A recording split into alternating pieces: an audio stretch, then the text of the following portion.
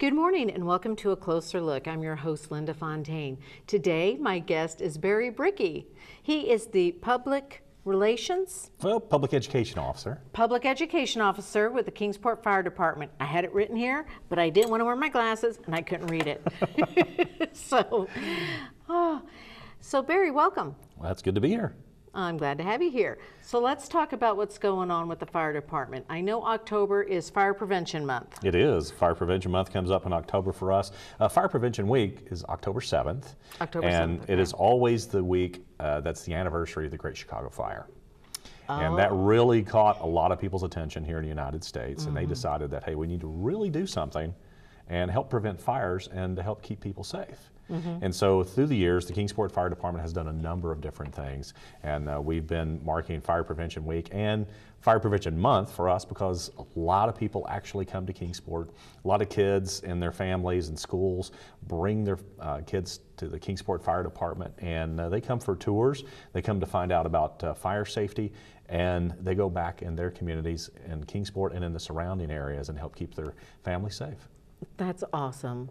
It is. It's a lot of fun, and I do tell people that, you know, I have a great job, and I enjoy my job, and the best part is going out and interacting with the kids and families and even seniors and helping them know what to do and how to keep fires from happening. This year's theme for it is look, listen, and learn. Be aware, fire can happen anywhere. I knew you were going to say that. I didn't know you guys had themes. I like that. Every single year there's a theme, and that's always announced about mid-year by the National Fire Protection Association. And you know, part about looking, the look part, look around your home. Try to find things that could cause fires. Maybe maybe you've got a circuit that's overloaded. Maybe there's a extension cord that is too small. Sometimes maybe your plugs, have you ever plugged something in and it kind of hangs us a little bit because the plug's a little loose? Mine are overused, I know it. I'm the one who keeps buying the bigger extenders so I can put more in. Oh yeah, that's not good. Kind of like a Christmas story when you're sticking those in and they go. Yeah, that's not a good thing. If you need to add, something, you can make sure you use a power strip, something that's got a good heavy duty cord on it that also has that surge protection in it, and will cut it off if there's a surge. That's what I need to do. Yeah, and never use those little tiny, cheap extension cords, the ones that are, about less than maybe an eighth of an inch wide, and you can buy them for $1 or $2, and you're the ones I have. Yeah, do you have some of those? Probably. Yeah, probably so. Big lots, yeah. Yeah, and those are good for temporary use. If you're going to plug something up for just a few minutes or something like that, then those are great. But I challenge you to do this. If you do have them, and you have something plugged to it and you're using it, whenever you turn it off, go and feel the plug. If it's hot. See if it's hot. And if it's hot, it's overloading it. And so we don't want you to have that happen. And you have to always look, and even anytime you're using any type of cord, make sure it's not pinching, make sure there's not any breaks in it, things like that. Make sure it's not behind a door or behind a piece of furniture. We actually had a structure fire a few years ago. The lady had something plugged in behind her couch. And she had a couple of small dogs in the house that would just run up to the couch, jump up on the couch, and look out the window when she would leave. Yeah. And every time they jumped up on there, it just put a little tiny pressure on that plug and on that cord, and it actually caught fire. She had left to go to one of the dollar stores or Dollar General, somewhere like that, was gone just a few minutes. And in that time, the fire had started. We were actually there when she arrived. And so did you save the puppies? We were able to save the puppies and get the fire put out without a whole lot of damage. And so that's really important. And so also look around, make sure that your family knows their ways out. And that's part of learning. That's the look, listen, and learn. Learning the ways out, listening for the fire alarm, making sure that it's working properly is the best thing. Make sure if you've got children that they'll wake up to it. A lot of children will wake up to the sound of a smoke alarm up until they're about 12 or 13 years old. It's something about that frequency, the high-pitched tone, where it doesn't register in their brain. Interesting. And moms are like, well, I try to get my kids up and they won't get up. Maybe that's that higher pitched tone that you have. And then you can, hey, get up, and yes. They'll wake up. I found that out years ago when I started in the fire service. My kids were small and I heard it and I'm like, oh, there's no way. They would wake up to a smoke alarm. It's really loud. So I went home and I had the doors open to their bedrooms. I stood in the hallway, reached up and set the alarm off, and neither one of my kids budged. And I thought, wow, that's kind of scary. And so we switched smoke alarms to ones that will talk. Oh, really? And so the ones I have now, actually, they talk. They'll say heads up. There's smoke in whatever room it is. Really? And they're interconnected, and they'll also send me a text message. And so there's a lot of really great smoke alarm technology out there. If you have preferably photoelectric alarms that'll pick up slow smoldering fires, or combination alarms that'll have both photoelectric sensor, which will pick up the slow smoldering fire, or the ionization, which will pick up a fast burning fire quickly. And then we always get questions too about carbon monoxide. And the ones I have all those in them. So, sometimes they're not inexpensive. They're a little higher, but the life of a smoke alarm is 10 years. And so $80, $90 on a smoke alarm over 10 years is not very much. Having that. Where do you get those? Any home store will have them. Home Depot, Lowe's.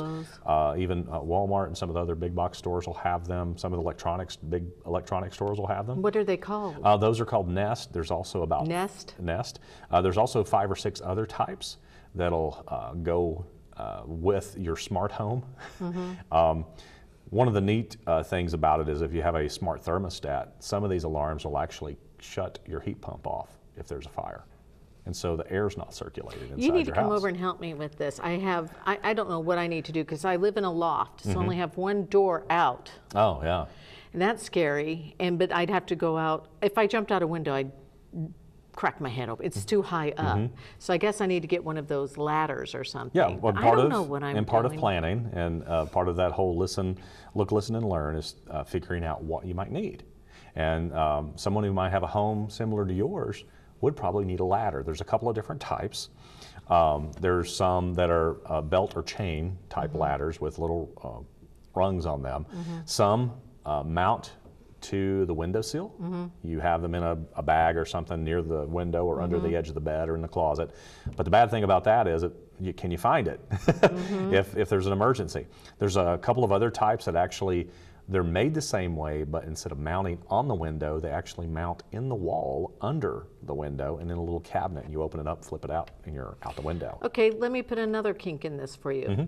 What if you have one of those iron bars across your window like I do, like that's a lean out, like those Romeo and Juliet kind of. So I would have to climb up on my window, climb up on that to get out. I mean, it's really.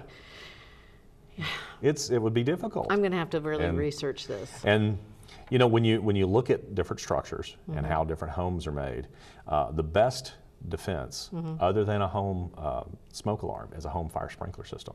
I have that. And so, if you were to have a fire, and within 25 to 30 seconds from the time that fire starts flaming, your sprinkler will engage. I do that. Usually only one head will come on, and it will actually contain or put the fire out completely before we even arrive. That's great. Okay, now I'm feeling better about it. And so, and that's the big thing. A lot of newer apartments, newer lofts, all the new apartments that are being built here in Kingsport are all going to be sprinklered. Yeah. And in the years that we've been sprinkling those, we've had 5 or 6 fires in those. All but one of those fires was out completely, and the one that wasn't out was because it happened in a utility closet, and it got up in the ceiling. Okay. But it actually got into a water line, and it kept it there until we arrived. Interesting. And one of those nights that we had one of those sprinklered apartment fires, we had an apartment fire in another apartment here in Kingsport. That building's not there anymore. So that gives you a good indication of how quickly a fire could spread. And speaking of how quickly fires are spreading and learning, you've been with us at the Academy here recently. I have been. I'm taking the Citizens Fire Academy class, and I love it. I talked 3 of my girlfriends into doing it with me, and it's amazing how much we are learning. One really eye-opening class for me was when we got to put the gear on. Oh, yeah.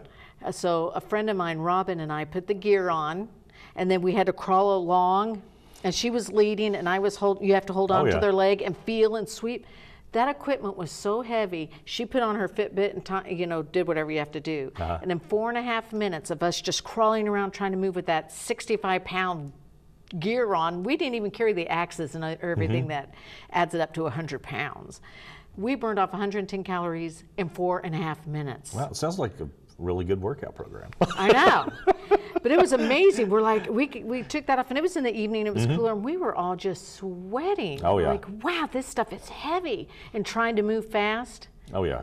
That was eye-opening to me to realize just how in shape you guys have to be. And you think about the adrenaline, the excitement of a scene, and wanting to get in there and get it done really quickly, and you're moving hoses, you're doing all kinds of things.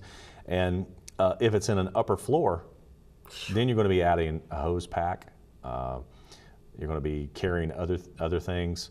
And so the smoke, we didn't have smoke or anything. Yeah. We just had a nice evening and it was hard. Add in a real fire and, real emergency. Amazing. Okay, so we're going to take a break in just a second because time went by fast. There's so much to learn and talk about with this. So I can't wait to talk a little bit more about the Citizens Fire Academy and what all we have coming up for Fire Prevention Month. We'll be back in just a minute with more from A Closer Look.